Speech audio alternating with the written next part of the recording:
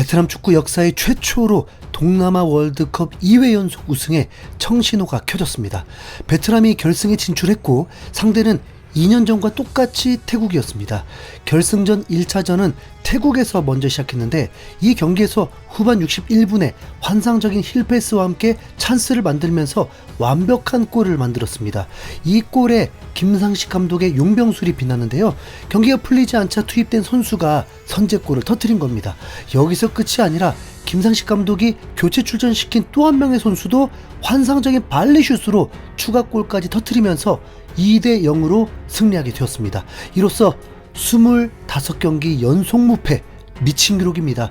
현대컵은 홈앤어웨이 경기로 열리기 때문에 원정에서 먼저 승리하면서 홈에서 열광적인 우승 퍼레이드를 볼 수도 있을 것 같습니다. 지금부터 현대컵 결승 1차전 경기 전해드리도록 하겠습니다. 동남아 월드컵으로 불리는 2026 현대컵 드디어 결승전이 시작됐습니다. 김상식 감독이 이끄는 베트남, 이번엔 숙적 태국과 맞붙습니다. 상대는 다른 누구도 아닌 태국, 동남아 축구의 진짜 왕좌를 가리는 무대입니다. 베트남은 22일 밤 10시 태국 방콕의 라자망갈라 스타디움에서 결승 1차전 원정 경기를 치릅니다. 이어서 26일 밤 10시에 이번에 장소를 하노이 미딩 국립경기장으로 옮겨서 2차전을 갖습니다. 그런데 이 무대 김상식 감독한테는 낯설지가 않습니다. 정확히 2년 전 바로 이 자리에서 태국을 꺾고 우승 트로피를 들어올린 적이 있거든요. 2024년 결승에서 베트남은 1차전과 2차전 모두 태국을 잡고 적지에서 우승컵을 들어 올렸습니다. 김상식 감독 부임 8개월 만에 만들어낸 결과였죠. 그리고 이번에 다시 같은 도시 같은 상대를 만난 겁니다. 김상식 감독은 기자회견에서 이렇게 말했습니다. 이번 경기가 쉽지 않을 거라는 걸 알고 있다. 하지만 우리는 이 경기장에서 과거 우승을 차지한 경험이 있다. 그 기억이 선수들에게 자신감을 줄 거다. 방콕에서 우승했던 그 기억, 이게 지금 베트남의 가장 큰 무기입니다. 베트남은 여기까지 오는 과정이 매우 순조로웠습니다. 동남아 최강팀다웠죠. 베트남은 조별리그부터 4강까지 단 한 번도 지지 않았습니다. 준결승 상대는 말레이시아, 원정 1차전에서 웅엔 수원손의 다이빙 헤더골과 상대 자책골로 2대 0으로 승리를 거두더니 홈에서 열린 2차전에서도 후반 교체 투입된 수원손이 3분 만에 골을 넣고 막판 한 골을 더 추가하면서 다시 2대 0, 합계 4대 0 완승으로 결승에 올랐습니다. 이 대회에서 수원손이 넣은 골만 벌써 5골, 득점 공동 선두입니다. 기세도 어마어마합니다. 베트남은 지금 A매치 24경기 연속 무패, 21승 3무입니다. 자국 역대 최다 기록을 계속 새로 쓰고 있는 진행형 기록이고 이번 대회 조별리그와 4강을 통틀어서 단 1실점만 내줬을 만큼 수비도 단단합니다. 이번 결승의 의미는 단순한 우승 그 이상입니다. 만약 여기서 정상에 오르면 김상식 감독은 베트남 역대 사령탑 최초로 대회 2연속 우승을 달성합니다.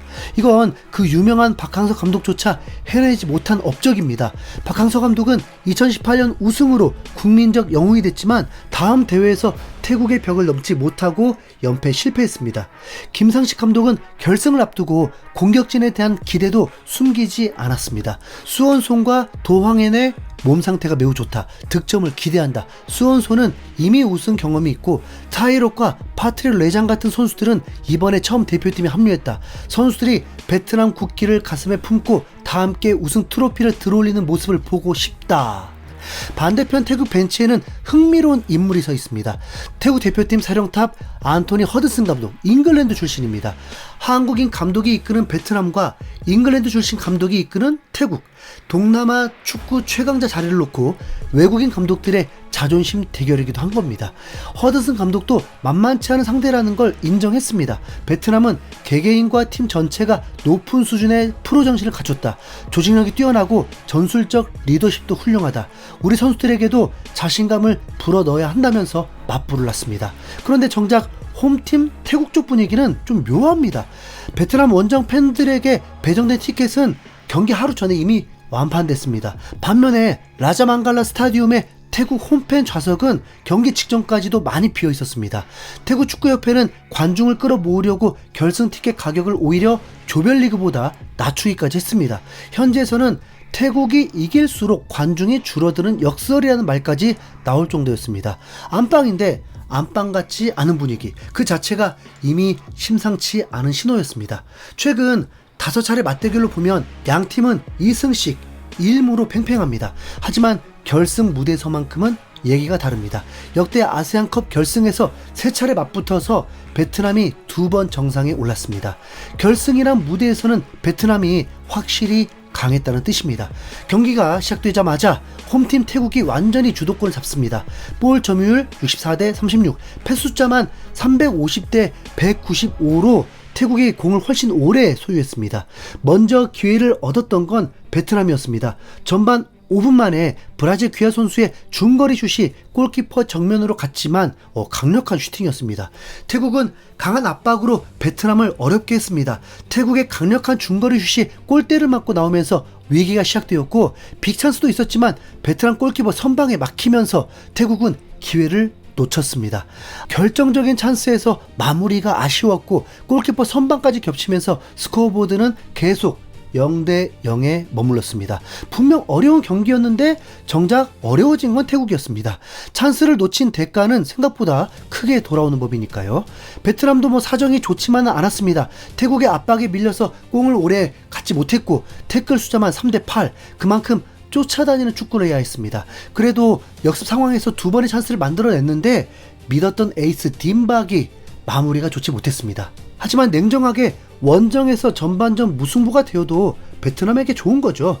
양팀 슈팅은 7대 5로 태국이 조금 더 많았지만 유효슈팅 차이는 크지 않았습니다. 골키퍼 선방도 2대 1로 팽팽했고 파울은 4대 6, 프리킥은 6대 4로 태국이 약간 더 많았습니다. 김상식 감독은 전반전에 만족하지 못했는지 인상을 찌푸리고 있었는데요. 분명 힘싸움에서 밀린 느낌이었기 때문에 자존심이 상했을 겁니다. 그리고 후반에도 그런 태도가 된다면 주눅들다가 얻어맞을 수가 있죠. 후반전에도 25분 가까이 양팀은 골이 나오지 않았고 점점 신경전도 생기면서 달아오르고 있었습니다. 김상식 감독은 선수 교체를 통해서 전력을 보강했는데 교체 투입된 지 2분 만에 대형 사고가 터집니다. 베트남이 수비 상황에서 파울인지 아닌지 어수선한 상황이었는데 주심은 파울을 풀지 않았고 베트남이 공격을 진행했습니다. 그리고 날카로운 롱패스 한 방에 베트남에게 찬스가 생겼고 태국도 수비가 빠르게 움직이긴 했는데 박스 안에서 수비가 둘러싸여 있다가 갑자기 예상 못한 힐패스가 나오면서 찬스가 왔고 완벽한 슈팅과 함께 선제골이 터진 겁니다. 골의 질도 굉장히 좋았지만 이게 바로 김상식 감독의 용병술이 바로 통했습니다. 그리고 7분 후에 또 한 방이 터집니다. 박항서 감독 시절에 익숙했던 꽝아이, 한국에서 뛰었었죠. 이 꽝아이가 환상적인 왼발 발리슛으로 추가골을 넣어버리면서 라이벌이 무색하게 원정에서 태국을 초토화시켜버렸습니다. 거기다 딘박이 골대를 맞추는 중거리 슛도 나오고 베트남의 완벽한 승리입니다. 2골 차로 승리한 건 이제 홈에서 이미 매진되어 있는 베트남 축구 팬들을 열광의 도가니로 만들 수 있을 것 같은데요.